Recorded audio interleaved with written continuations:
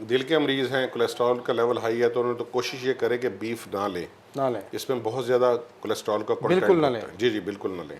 लेकिन सुन्नत के तौर पे अगर उन्होंने किया ही बड़ा जानवर है और वही कर रहे हैं, तो एक दो बोटियां बगैर चर्बी के ले सकते हैं। ठीक है। कोई चीज़ सिवाय जो कुरान ने हराम की है उसके अलावा कोई चीज़ खाना मना नहीं है, लेकिन बीमारी के हिसाब से वो चीज़ें ज़रा कम करनी होती हैं। वो एक दो बोटियां ले सकते हैं, साथ सालन कोई भी जो मतलब सब्ज़ी बनी हुई है, दाल है, उसके साथ या मिक्स करके उसमें इस्तेमाल कर लें, क्योंकि इसमें कोलेस्ट्रॉल ज़्यादा होता है। लेकिन और जो मटन है वो ज़रूर कर लें इस्तेमाल, 3-4 बोटियां जो कि आध पाव के करीब बनता है वो इस्तेमाल कर लें। लेकिन उससे पहले मैं फिर ये कहूँगा, 2 दिल के मरीज़ हैं, एक है जो दवाइयों के ऊपर है, कोलेस्ट्रॉल उनका ठीक है, ट्राइग्लिसराइड ठीक है, वो ज़रा थोड़ा ज़्यादा ले सकता है गोश्त। एक है जिसका ऑलरेडी कोलेस्ट्रॉल बहुत हाई है, ऑलरेडी एलडीएल बहुत हाई है, ट्राइग्लिसराइड बहुत हाई है, 3 चीज़ें होती हैं खतरनाक। ठीक है।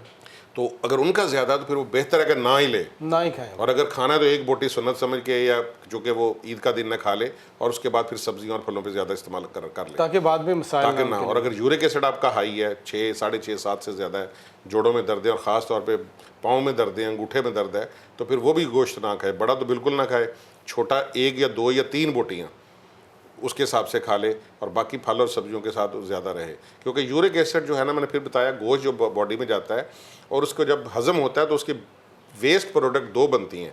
एक क्रेटिनिन जिसने बॉडी से निकलना होता है, गुर्दे हमारे उसको निकालते हैं, लेकिन उसकी मिकदार गुर्दे 1.5 से ज़्यादा बढ़ने नहीं देते, 1.5 मिलीग्राम, और कुछ लेबॉर्ट्री की वैल्यू तो 1.1 तक है। अगर वो 1.75 या 2 से ज़्यादा हो गई है, इसका मतलब है कि 50% गुर्दे ख़राब हो गए हैं।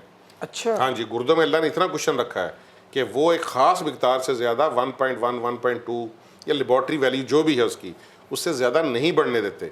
सिर्फ 1.2 से उठ के 2 हो गया, 0.8 का फ़र्क पड़ गया, 50% से ज़्यादा गुर्दे ख़राब हैं तो ये काम ख़राब होता है। अच्छा, ये बात याद रखिएगा। और 2-3 के ऊपर तो जब हो जाए तो फिक्र बहुत पड़ जानी चाहिए। 6 के ऊपर डायलिसिस होता है और 9-10 के ऊपर किडनी चेंज करना पड़ता है। ये बीफ इतना खतरनाक नहीं, बीफ करता नहीं है, फिर ये मैं करेक्ट कर दूं। नहीं, वो एक खास कंडीशन में जाके हाँ जी, इतना खतरनाक ये बीफ करता नहीं है। गुर्दों की तो बीमारियों की सबसे बड़ी वजह जो है वो शुगर है, ब्लड प्रेशर है। लेकिन अब गुर्दे अगर ख़राब हो चुके हैं ना, उनका काम है क्रेटिन को निकालना, जो कि जहरीला मादा है। अब अगर आप लोड उस पर ज़्यादा पीछे डालेंगे, होर कट, वो तो पहले ही भाई काम नहीं कर रहा, वो जवाब दे देगा, तो क्रेटिन बॉडी में इकट्ठी होनी शुरू हो जाएगी। ओह यस, क्रेटिन बॉडी में इकट्ठा होनी शुरू हो जाएगी, दिमाग को पड़ेगी, बेहोशी हो जाएगी, बहुत हो जाएंगे। तो बेहतर ये है कि उनको अपने क्रेटिन वैल्यू का पता हो, यूरिया वैल्यू का पता हो। यूरिया जो है वो 50 और 1.1 या 1.2 से नीचे अगर चीज़ें हैं, क्रेटिन खैर है। लेकिन अगर इससे ज़्यादा है ना, तो उतनी एहतियात करनी है, जितनी ज़्यादा उतनी ज़्यादा एहतियात करनी है। लेकिन ये जो आप कह रहे हैं वैल्यू का पता हो, रेशो का पता हो, ये तो वो उनको पता होगा ना जो टेस्ट करवाते हैं रूटीन। जी जी जी जी, या थोड़ा समझते हैं चीज़ों को, थोड़ा उनको पता है। और जिस बेचारे ने गोश्त ही साल में एक बार खाना है, हाँ जी, और उसने कभी टेस्ट भी नहीं करवाए क्योंकि हॉस्पिटल जाए नहीं अच्छा, सकता। मज़े की बात ये है, ये हमारी एक ऑब्जर्वेशन है, सोशल ऑब्जर्वेशन, कि जिस बेचारे ने साल में गोश्त एक बार खाना है ना, उनका यूरिक क्रेटिन भी बड़ा नहीं होता।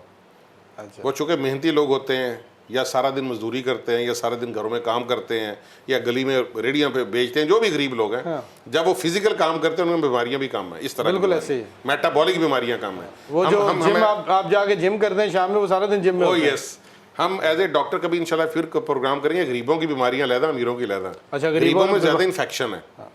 हम गुलाबदी हॉस्पिटल में बैठे हैं, ये गरीबों का हॉस्पिटल है, इन्फेक्शन है, टीबी इन्फेक्शन है, गरीबों में ज़्यादा इन्फेक्शन है, अमीरों में ज़्यादा मेटाबॉलिक प्रॉब्लम है। जो कि गरीबों में बीमारियां ना खाने से हैं, अमीरों में बीमारियां ज़्यादा खाने से, ज़्यादा खाने से आपका कोलेस्ट्रॉल बढ़ता है, आपका यूरिक एसिड बढ़ता है, और जो कोलेस्ट्रॉल बढ़े तो आपको हार्ट का मसला, आपको दिल के मसले, आपको दीगर मसाइल आते हैं।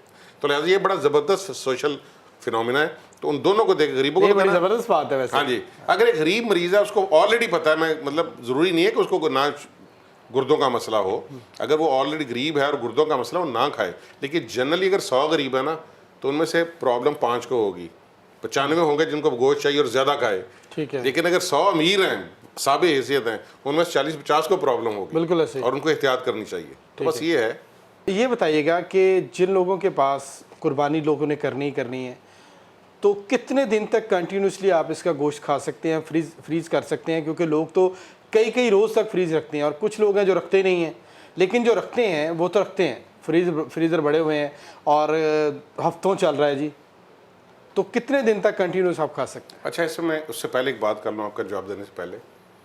फ्रिज या फ्रीज़र ये हमारे रिश्तों का और हमसायों से ताल्लुक़ और मोहब्बत का दुश्मन है। ज़बरदस्त। मुझे अच्छी तरीके से याद है, हमारे घर में, ये हमारे बड़ों के पास फ्रिज नहीं होता था, घर में जो पकता था ना वो इर्द गिर्द बांट देते थे। आप तसव्वुफ को ऐड कर रहे हैं। ईद के दिनों में भी और ईद के दिनों के बाद भी उनके घर से हमारे घर में आता था, हमारे घर में उनके घर जाता था, जिससे प्यार मोहब्बत मोहल्ले में होती थी।